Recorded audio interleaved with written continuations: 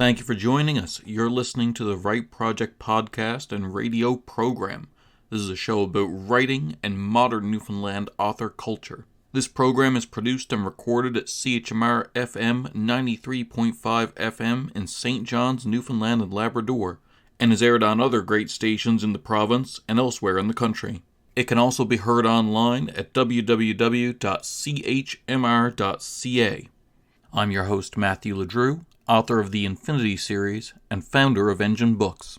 Let's see what we have today. We're on the line with Sarah Thompson, who in February released her first book through Engen Books called The Love of Summer. It is a lesbian romance novel. It reached the #1 bestseller on Amazon in that category, and now she's here to talk about it. She's also a playwright and runs a dinner theater out of Corner Brook and has just been blowing up all over lately. How are you, Sarah? I'm doing great. Busy. Sarah Thompson, do you believe in writer's block? Yes, I absolutely do. Why? Because I had it last week. It's one of those things where you force yourself to write all the time, especially if you're trying to get a consistent word count and those kinds of things. And not necessarily that you can block that no words come out, just that you can't get any good ones on the page. That's fair. Sarah, if you had to do something differently as a child or a teenager to become a better writer as an adult, what would you do? I would have spent less time playing sports and more time practicing my writing. I gave up doing a lot of writing for a long period of time because I was more involved in athletics and those kinds of things that took up all my time and all my energy. And when I look back on it now, I would have spent more time writing, practiced more, probably had more people give me criticism and those kinds of things when I was younger if I had taken the time and not spent so much time in a gym. At the same time, though, being healthy and athletic and stuff like that, that's good. Like, it's not a bad thing. No, not necessarily a bad thing. Well, it is when I look back on it now because I have a bad back and a bad knee and a bad shoulder and a bad high-impact sports, man. Like, there's one being athletic is one thing, but and it's healthy, but, like, high-impact stuff, even if it's just, like, hard running and, like, that impact on you, like, it's not healthy long-term. No, not in those scenarios. It really needs to be a plan that's designed for you as an individual that is going to help you stay healthy and fit, but not necessarily be hard on your knees and your back in particular is where you find problems when you're a young athlete. Sarah Thompson, does your family support your career as a writer? Yes. Very much so, actually. Even my nan bought my book, which I thought was pretty intense. Oh, that is, well, given the subject matter of your book, that is, but that's, that's fair. Yeah, it's one of those things where, my father's also a creative type and has, for a long time, made his living through theater and the arts, so we're very much an arts-oriented family anyway, and then, like, if you want to get closer to home, if it wasn't for Erica, I probably never would have sat down and actually finished writing this book. So she's always encouraging me to chase it and to spend the time and to get the word counts and to make sure that I give myself the time to have my creative outlets as well, but that I focus on what I'm doing when I need to. You might be the first person to ever, when I say, does your family support your career as a writer, think of their spouse.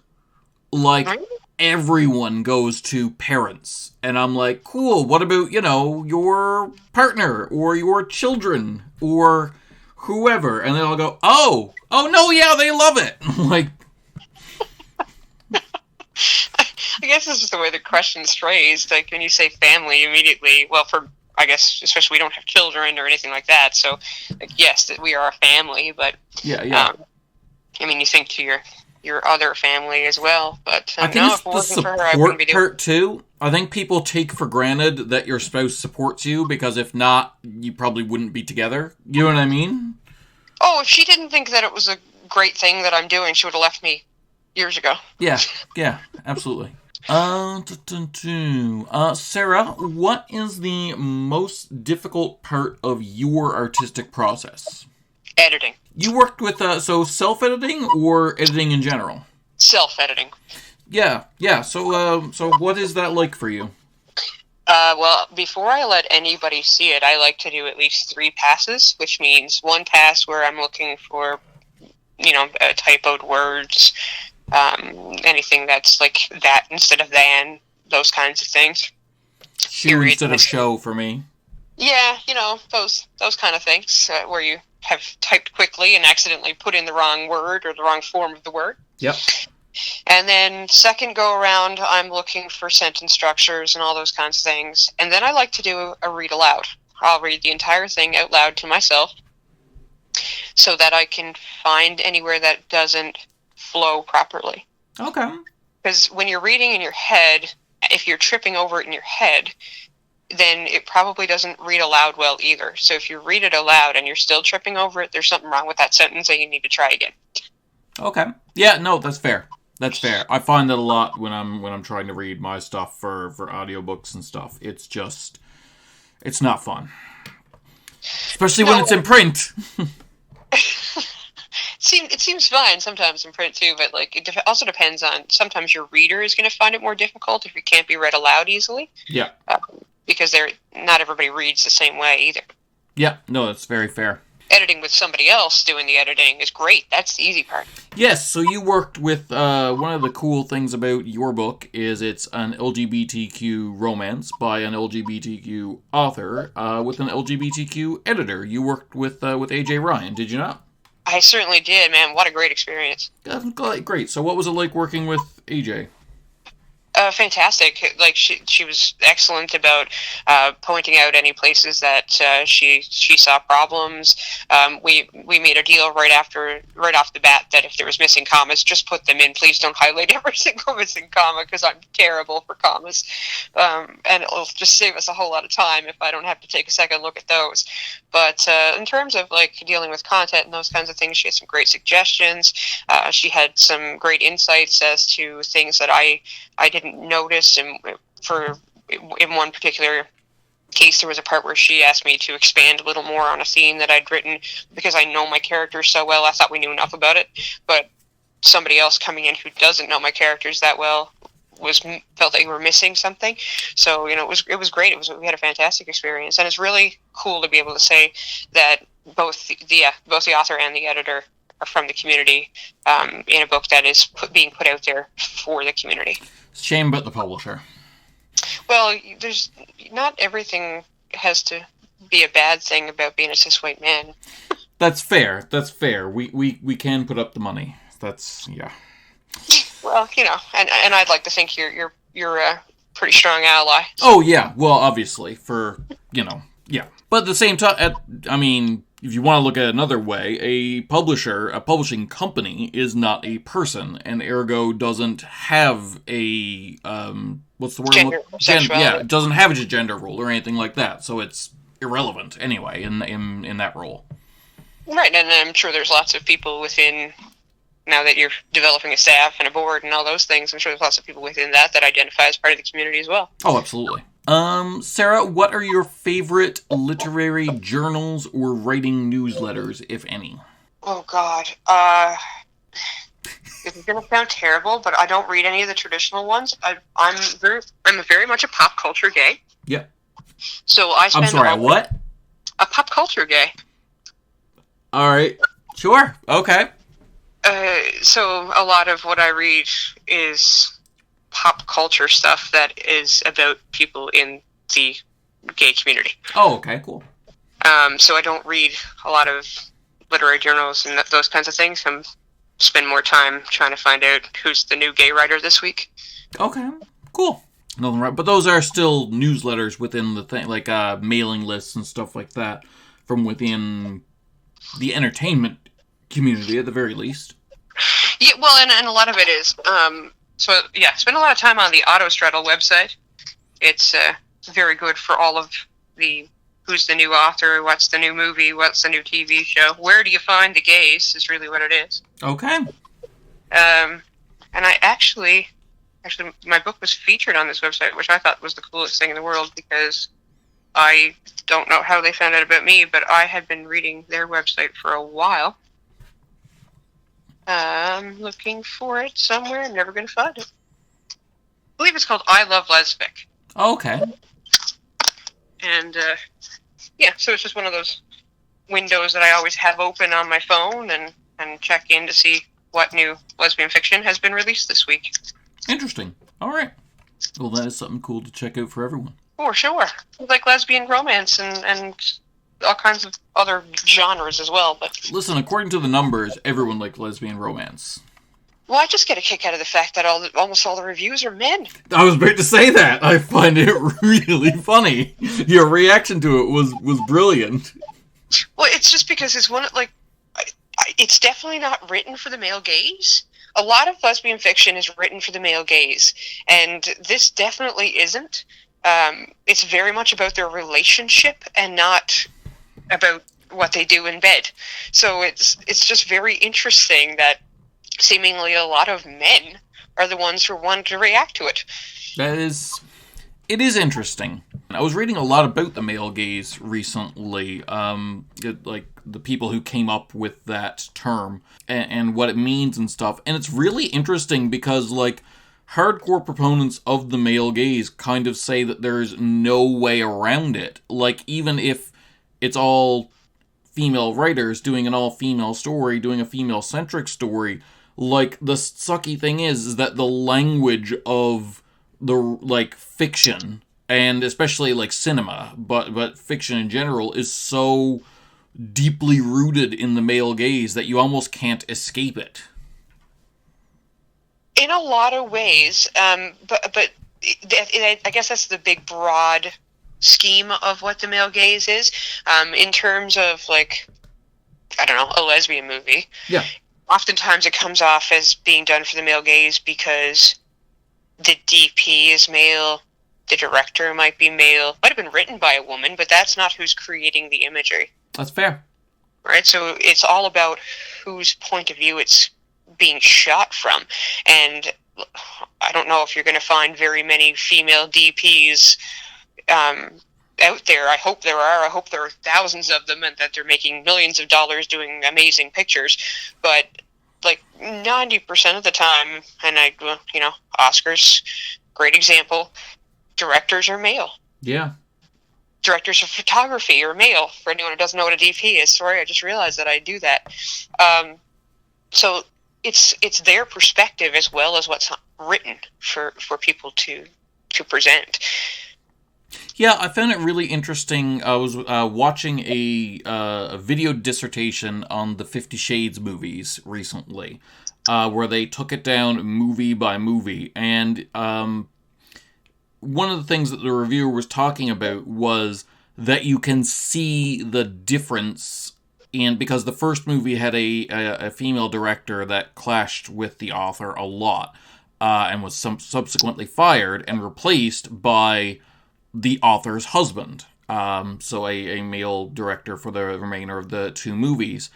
And they were pointing out the differences in how the male lead was framed, and framed in ways that would be weirdly uncomfortable for men, like frames of like him bare-chested walking towards the person, but like his face is obscured, and like it's very much a body shot, you know what I mean? It almost dehumanizes him in the same way that a lot of male gaze stuff dehumanizes women. And afterwards that's gone. Like afterwards all the like sexy male images are what a man thinks a sexy man is. Like it's him being strong. Yeah, I like being strong, you know? Right. Yeah.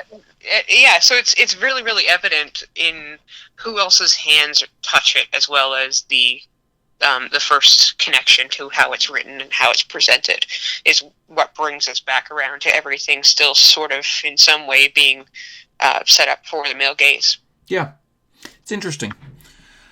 Sorry, did we go off topic? No, yeah, well, that's okay. We're allowed to do that. This is a weird one. This divides people. What is one thing that you love that you would give up in order to be a better writer? I don't know what I love. Probably coffee.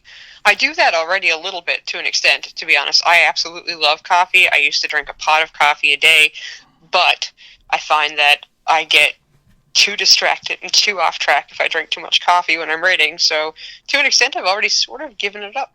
Okay. That isn't... Most people drink coffee to be a better writer, but okay. All right. Wine and to be a better writer. Yeah. You would be shocked. Do you know what the most shocking thing about that question is? And you wouldn't have said this, but the number of people that say, my kids. Oh, I don't have any. I know, but the number of people that are like, I love my kids, but if I could be a better writer, yeah, I'd get rid of them. I'm like, pardon? What'd you just say to me? That's hilarious. That's great. If I had children, I would probably also give them up. Yeah. Sarah Thompson, have you ever Googled yourself? Yes, many, many times. And not to do with writing, though. No? Well, no, I was a broadcaster for 15 years. So, like, if I was applying for a new job and things, I always had to Google to make sure that there was nothing weird out there that somebody was going to find. The only thing that I ever found with you was that there was a Buffy the Vampire Slayer universe actress who was also named Sarah Thompson. There was, yeah. Well, I guess she still exists. So it's actually very hard to Google me. Yes. Is what I've learned. Which is kind of neat in some ways, but as a publisher, I love that. Like it's good. Like you got to be real specific. You got to look for like my name in Newfoundland or something to that effect in order to find me. Yeah. But it's kind of good, I guess, in a way. Keeps her from being too much concern about what you're going to get on Google if you look for me. I suppose. Sarah Thompson, have you ever read anything that makes you think differently about fiction? Oh, God, lots of stuff. 1984?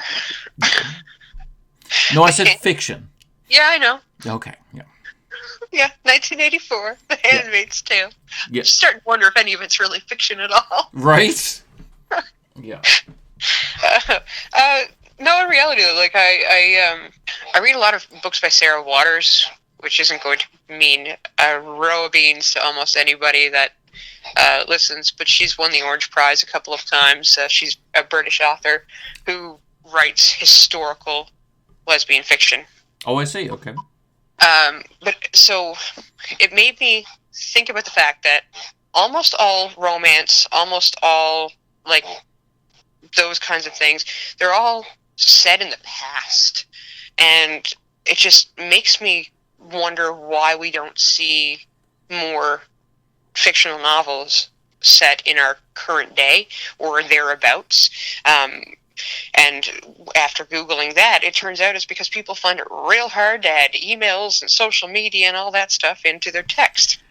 And not only that, it's hard to have a good gauge on the present. Like, you can only write about an era after it's complete without sounding like a complete fool. Yeah, in some ways. Like, I guess it depends, because within the size of your world, we'll say. So, like, if your whole world in your fiction is only this one small community, and what they have is what they have, and nothing's really going to change about that in 20 years, people will, if you went to that community, would say, yep, we only had, like, dial-up internet, even though it was 2020. Yeah. And, you know, it might seem far-fetched to people from the outside, but there are places here that have that. So it's you have to be cautious. Yes. Yes, absolutely. Sarah Thompson, is there anything that you edited out of this book? Yes. Can I know what it is? It's actually going to be in the next one. Oh, okay, so I can't. All right, sounds good. It got edited out, but it will be appearing in book 2. I see.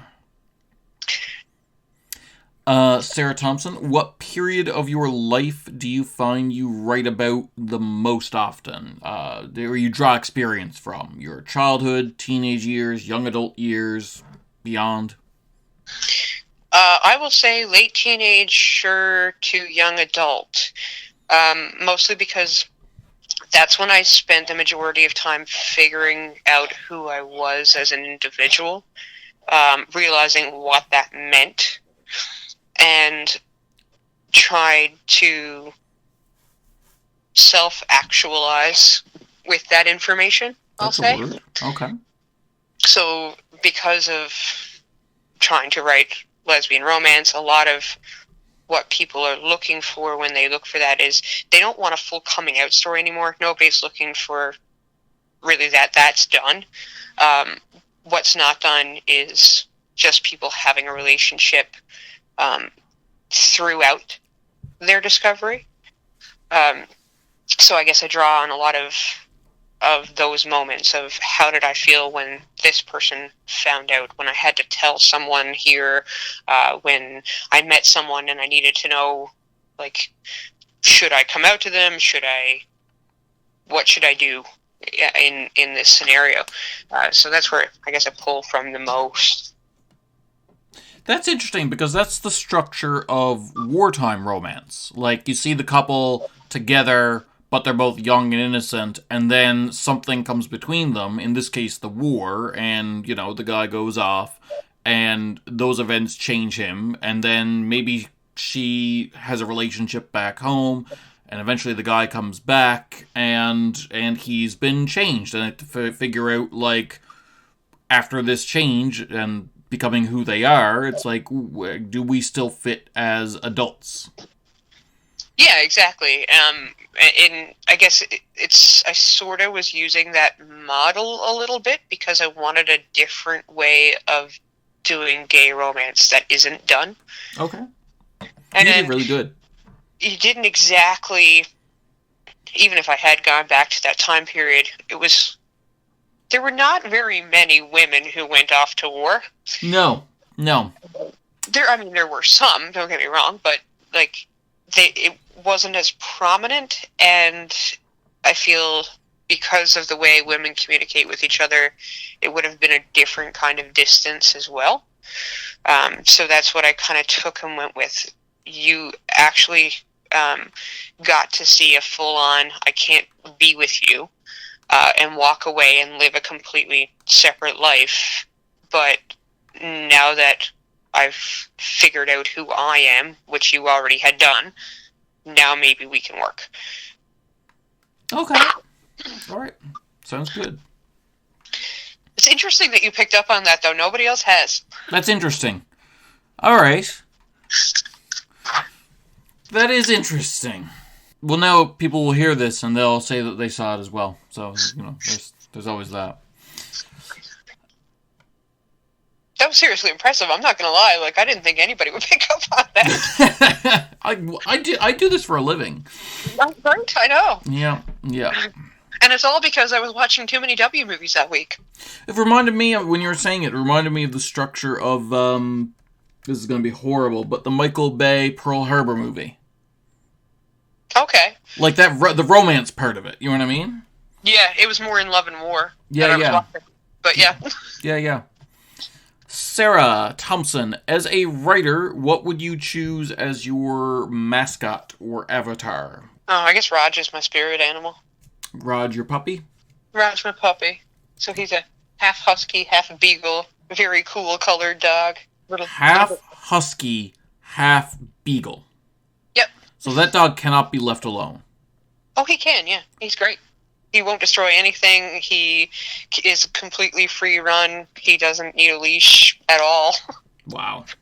And if I leave him here in the house and I tell him to stay on the couch, he won't move from the couch until I come home. Wow. He's well trained, my son. Okay. Sarah Thompson, in your experience, if any, what is the most unethical practice in the publishing industry right now?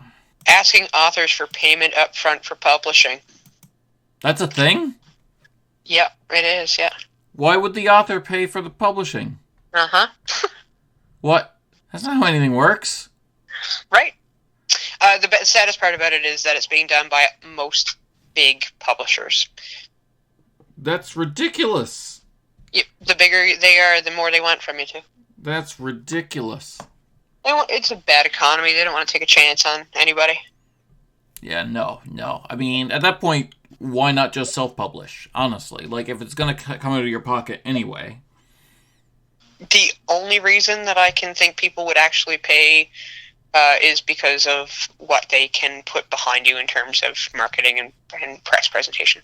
I suppose, but I mean, like, you're an employee. It's supposed to go one way. Yeah. Agreed. Yeah. It's like you sign up for a job at McDonald's, and it's like, cool, how much money are you giving me with your resume? Like, because that'll determine whether or not you get a job or not. How is this not a bribe? Please explain. Right. And when the product that you're selling makes back that amount of money, then you start making money. Oh, well, that's lovely. But by the way, we still want like 90% of your take. Oh, of course. Don't be silly. I'm seeing a lot of people complaining about that lately. Yeah, that's an understandable complaint in that. Yeah. An employer that wants to take money from you? Yeah, that's a complaint. That's what I don't understand is how, like, so many people don't kind of see that for the problem it is, because if it was any other business, even someone straight out of high school would recognize that that's a problem. You know what I mean? Like, any other job, if, like I said, if you went to McDonald's and they were like, cool, so for the first 3 months you're going to have to pay us. Yeah. Like, what? No! Precisely. Like, that's the thing, and that's part of the problem is that people don't think of the publishing industry as a job, and it is one. It's a weird job, don't get me wrong, like, even just down to the way it's taxed. Like, I don't know any publisher I know a lot of publishers that have employees, like their marketing person, their on-staff editor, the people that work at the publishing company, but the authors get paid out royalties, so it's not like a regular business where you get a weekly paycheck, because you might not have sold any books that week, or whatever. But It's still just a job, and I feel like people lose sight of that, even when they're in it. Oh, definitely. It's really hard not to sometimes, because, again, well, like you said, it's not going to get a paycheck every week necessarily, or, those kinds of things. So you kind of forget that it's employment in a way. Yeah. I mean, hopefully. Hopefully is right. Yeah. Trying real hard. Yeah. Well, being employed at something and making a living off it are also two different things. You're going to be employed at McDonald's. That doesn't mean it's going to pay your rent. Right. Yeah. Sarah Thompson, what does literary success look like to you? I have no idea, and I probably never will, because no one is ever going to consider me a literary writer. That is healthy. That is a healthy attitude. Most writers just keep moving the goalposts. Like, ooh, I'm a successful writer when I'm a bestseller on Amazon. And then it's like, well, I still don't feel successful. I guess I'm a successful writer when I'm a bestseller on the New York Times bestseller list. I still don't quite feel, you know what I mean? I feel like success as a writer is completing a project. Like, that's really all you can hope for. Like, can I actually finish this story I started? Can I finish this book I'm writing? And that's the level of success. Can I write the number of words today that I want it to write today?